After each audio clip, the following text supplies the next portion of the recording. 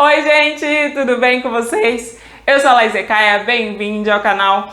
Hoje eu vou falar sobre um assunto que rolou bastante nas redes sociais por causa da Natália do Big Brother Brasil e que é gatilho para muitas mulheres negras, a solidão da mulher negra.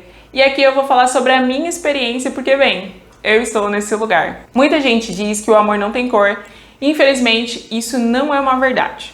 Porque, infelizmente, quando a gente pensa sobre amor, existem corpos que são mais amados do que outros.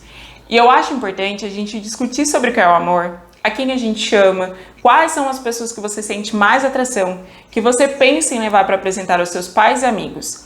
Existe nesse pensamento uma pessoa negra, uma pessoa gorda, com deficiência, trans ou tudo isso junto? Se não existe, eu te convido à reflexão do porquê. E aqui eu não tô querendo impor o que você sente ou quem você sente desejo, atração, mas é muito um exercício de reflexão do porquê alguns corpos você não vê como uma opção de afeto. Mas é importante também a gente entender que a construção do que é belo, de gosto, é muito mais do que individual, assim, né? É uma construção social, que ela é formada por referências, né? Desde a nossa infância, de livro, de desenho, filme, revista, novelas e com toda uma estrutura que coloca um corpo muito específico como belo e que pode ser amado, né? Geralmente é um corpo branco, magro, heteronormativo. E é difícil a gente se desviar desse padrão. Isso não significa que você não pode ter gosto diferente do que o padrão. E isso é ótimo, na verdade. Afinal, as pessoas são pessoas e apesar de sentir atração por um padrão específico, é muito interessante a gente se permitir conhecer outras pessoas, né? Eu sempre vi casais negros em minha família e ao meu redor e que pra mim a lógica na adolescência era me relacionar com homens negros, até porque aqui em Criciúma eu raramente via casais interraciais. Na minha infância, eu não era uma opção do que é considerado belo. No meu período de escola, eu nunca fui opção de ninguém. Eu nunca recebi nenhum tipo de cartinha. Ou na época que ia fazer ladinho, né? Que era a guria, ir lá conversar com o menino, que a amiga tava afim e tal. Eu sempre fui a pessoa que fui lá fazer o ladinho, mas eu nunca recebi de ninguém. Eu sempre tive muitos amigos homens, muitos. Mas nada mais do que isso. Até hoje eu tenho bastante amigos homens. Quando eu tinha 15 anos, todas as minhas amigas, a maioria brancas, já tinham beijado na boca, menos eu. Mas, com 12 anos, quando eu ia no centro pagar as contas para minha mãe, eu era assediada por homens que tinham idade para ser meu pai e meu avô. Eu faço parte, né, desse estereótipo criado de mulheres negras, quadril largo, cintura fina e tal. E eu era uma criança e já era assim. E eu era abordada por esses caras. Problemático, né? E ao longo dos anos é que eu fui entendendo o quanto esses assédios, eles me bloquearam, né? Porque eu sempre chegava nos lugares querendo provar que eu era mais do que um corpo. Porque afinal meu corpo chegava antes de mim e eu queria provar, mostrar que eu também era uma pessoa que tinha inteligência, enfim, que eu poderia ser mais, que tinha algo a mais para oferecer do que somente um corpo. E olha que louco, né? Eu só queria ser vista como uma pessoa no fim, né? Porque até hoje eu evito muito expor meu corpo, que é algo que eu tenho trabalhado bastante assim na minha cabeça para poder divulgar a moda praia da Zecaia, porque é o corpo que tem, eu tô usando ele para fazer essa divulgação, mas para mim ainda é conflitante, né? Esse ano completa 12 anos que eu estou solteira. Eu tive um relacionamento com um homem negro quando eu tinha 18 anos e que durou 3 anos. Hoje eu vejo, né, o quanto foi um relacionamento meio problemático, porque ele era 9 anos mais velho do que eu.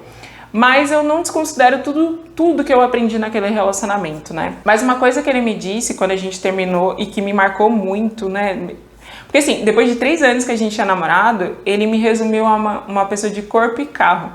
Ele disse assim, que eu ia ser uma gostosinha de carro. Isso que era um golzinho bola, tá? Seco, sem nada. Como se eu só houvesse isso pra oferecer. Como se as pessoas tivessem interesse por mim só por isso, né? Eu acho que ele nem deve lembrar disso, mas eu nunca esqueci. Depois, eu nunca mais engatei um relacionamento sério com ninguém. E a princípio eu procurava me relacionar com homens negros, que eram as referências que eu tinha como relação de afeto, né? Mas, de novo, eu raramente era opção. E foi quando eu comecei a tentar me relacionar com pessoas brancas. Mas também era algo que nunca significou que seria uma opção de afeto, né? De fato. Eu consigo contar na mão as vezes que eu fui convidada para sair em público. Eu descobri há bem pouco tempo atrás que eu não sei lidar com essa demonstração de interesse em público assim, né? E é uma coisa que eu tô trabalhando, porque, né, mereço isso também. Vou aproveitar para indicar o podcast Wakani, deixando o link aqui na descrição do vídeo, que é um podcast que eu faço com outras 5 pessoas negras e que a gente fez uma série de episódios sobre relacionamentos. Porque esse assunto é muito mais complexo do que eu vou conseguir passar só nesse vídeo, né? E já aproveito para dizer que complexo é uma das minhas palavras favoritas, afinal a vida é o que se não complexa, na verdade. Foi em um desses meus não relacionamentos que eu consegui entender a reação exagerada da Natália após o beijo entre a Eslovênia e o Eliezer. Porque foi a primeira vez que eu percebi o racismo me pegando de cheio, né? Era uma época que eu estava ainda mais longe de entender como o racismo era estrutural e mudava a minha vida em tudo, nas relações. Eu fiquei com um homem branco, médico e que a gente conversava todos os dias. Aí no final de semana a gente dormiu junto e na outra semana ele levou a namorada para a família conhecer. A família dele morava em outra cidade, ele me avisou a hora que ele estava saindo, quando ele chegou lá, e tipo assim, eu jamais poderia suspeitar que ele estava levando uma namorada para a família conhecer.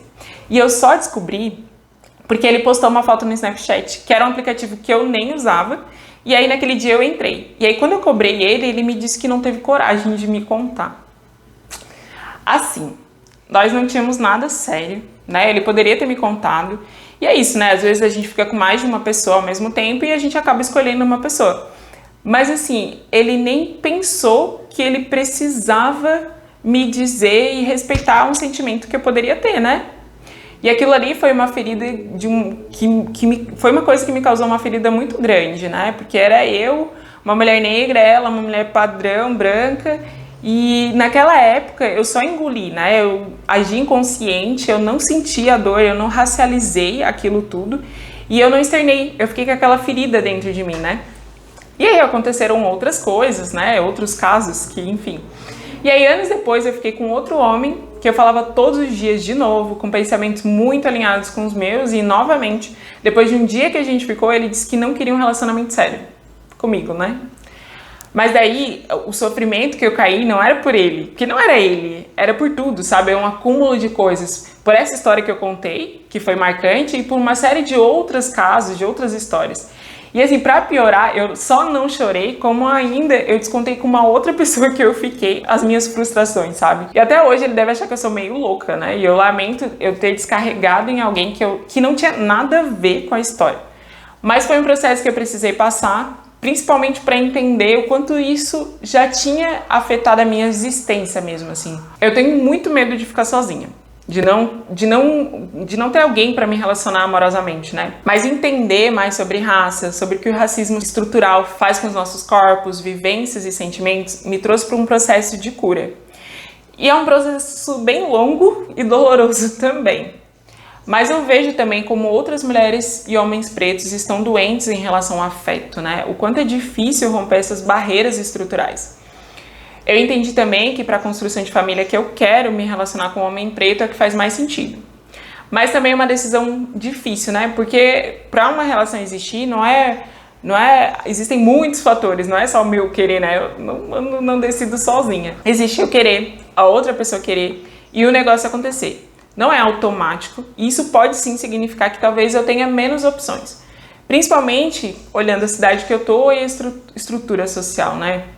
Alguns vão dizer que ao decidir me relacionar só com pessoas negras, eu posso estar fazendo racismo reverso. Outras que eu palmito, já que eu já fiquei com pessoas brancas, mas como pessoa eu estou em construção o tempo inteiro. E eu estou dentro dessa sociedade e eu vou ou não fazer coisas que ao longo do tempo eu vou me arrepender ou não também, né? Do meu passado eu não me arrependo, porque eu gosto da pessoa que eu sou hoje, né? E ela só existe por tudo que eu já passei, inclusive as dores. Racismo reverso não existe. E a gente tem que refletir que, historicamente, nós fomos ensinados a não amar corpos como o meu. Quando eu entendo que esse é o lugar que eu devo depositar o meu afeto, é cura, né? É cura pra mim e para o outro também. Mas, de novo, as coisas são muito mais complexas do que isso.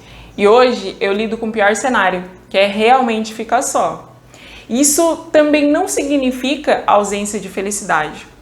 Quando eu penso sobre isso, eu penso em tantas outras coisas que me dão e que podem me trazer felicidade, né? E é sobre isso. É encontrar felicidade em mim, nos meus gostos, né? Encontrar o que me dá prazer. A gente sabe que a grande maioria das pessoas quer amar e ser amado. Eu acho que nesse campo romântico todo mundo quer isso, né? Mas eu acho legal a gente pensar que o amor existe em diversas formas. Eu amo e eu me sinto amada em tantos lugares que a minha solitude é só um detalhe. Até porque eu gosto da minha companhia, né? E caso alguém venha somar em minha vida, vai ser na forma de transbordar quem eu sou. A solidão da mulher negra é um fato. E sem dúvidas eu não vou dar conta de falar aqui. Porque no fim, esse vídeo foi só mais uma reflexão de que às vezes a gente só transborda. Às vezes as dores se acumulam e a gente só precisa deixar sair. E que existem outras opções de existir, de ser feliz, e que as dores constroem quem somos também. Eu sou a Laís Ecaia e hoje eu falei sobre a solidão da mulher negra e sobre como algumas dores se acumulam em nossas vidas. Em alguns momentos, elas transbordam. Se você já passou por essa experiência ou se tem algo para nos fazer refletir, deixe nos comentários para ampliarmos essa conversa. Se você gostou desse vídeo, comente, compartilhe com quem você acha que pode se interessar e não se esqueça de curtir o vídeo.